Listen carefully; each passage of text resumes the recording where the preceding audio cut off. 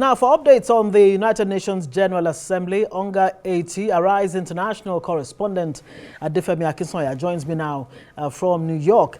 Adefemi, good to see you.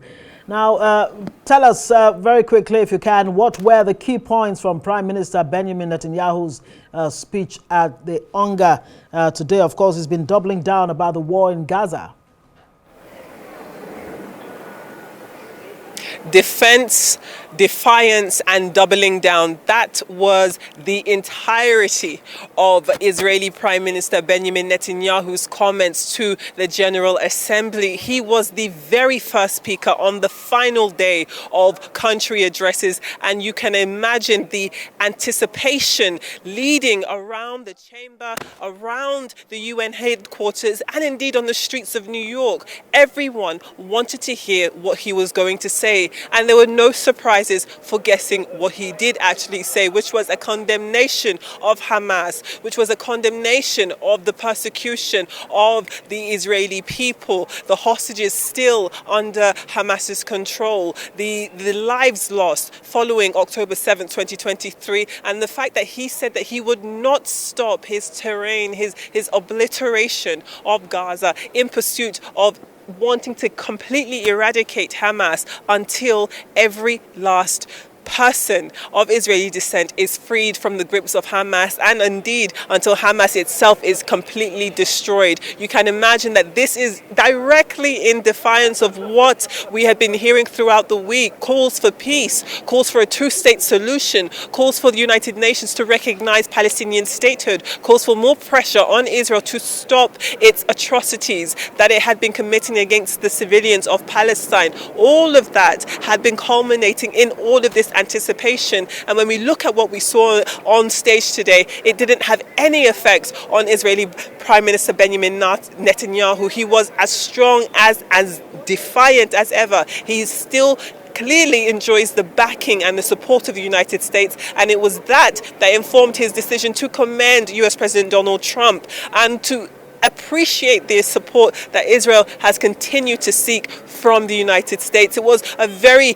very dramatic address as well. You saw many delegates in the room get up and leave as he was speaking. You heard heckling from inside the chamber. And then when we take a step back outside of the United Nations headquarters and look on the streets of New York, there were protests on every corner. Some were in support of Benjamin Netanyahu, the vast majority of them in support of the people of Gaza and of Palestine, using harsh words such as terrorist, someone who is perpetuating genocide in Gaza, using those words against Israeli Prime Minister Benjamin Netanyahu. So it doesn't, I can't say that the United Nations saved the best for last in that sense, but perhaps we can understand why it was that he went first on the last day, so as to try and defer and calm down tensions with other country leaders. But yes, a very, very historic address at the United Nations General Assembly coming from Israeli Prime Minister Benjamin Netanyahu. Yes, indeed. And of course, there were walkouts, and on the other hand, he had some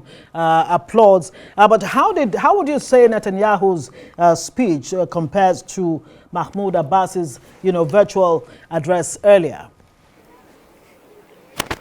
Right. Okay. So with Mahmoud Abbas, we know that he appeared virtually. He couldn't appear in person because the United States government did not give him a visa.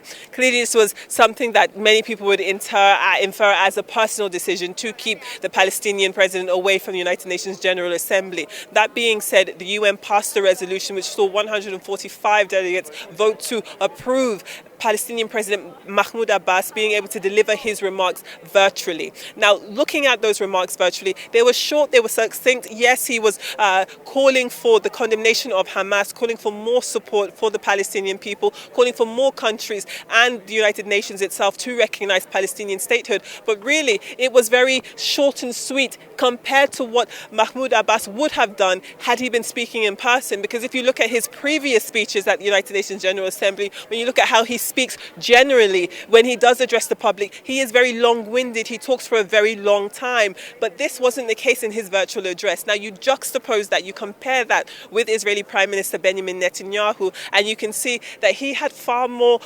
range to, really stand up and deliver his address. He came on with a badge in support of Israel, again, defiantly talking, continuing to talk despite the heckling, even though, as you said, there was some applause. He continued. He was not fazed, even when delegates from different parts of the world, Europe too, were leaving the room in protest against him and what he stands for. So stark differences really between Mahmoud Abbas and Benjamin Netanyahu.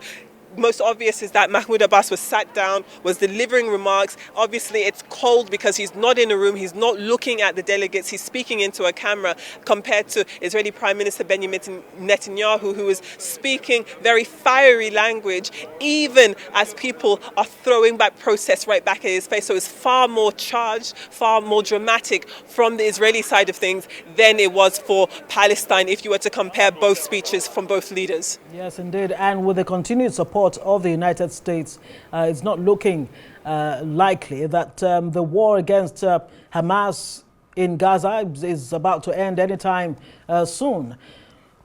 Adefemi. This is the issue, Ngozi.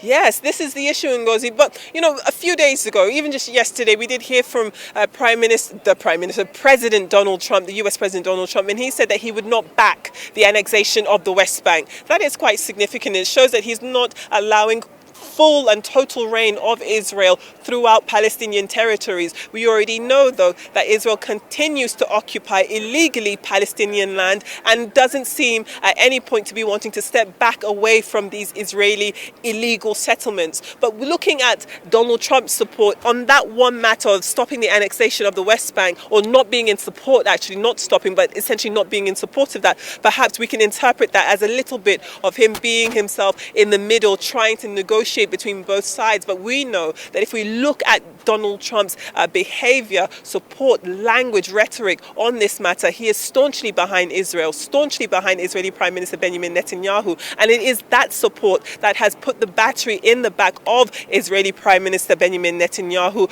why he is able to continue to say that he will continue until Hamas is destroyed, no matter the consequences. So clearly, no matter how tacit this little bit of step back from Donald Trump is, it doesn't have any real bearing on the bottom line, which is Israel, from Israeli Prime Minister Benjamin Netanyahu's perspective, has no appetite from stepping away from this war until Hamas is destroyed. And even if that means even more than the 64,000 civilians already dead since the 7th of October 2023, that to him is just the cost of war, the cost of peace, and the cost of returning the hostages that he wants back to Israel.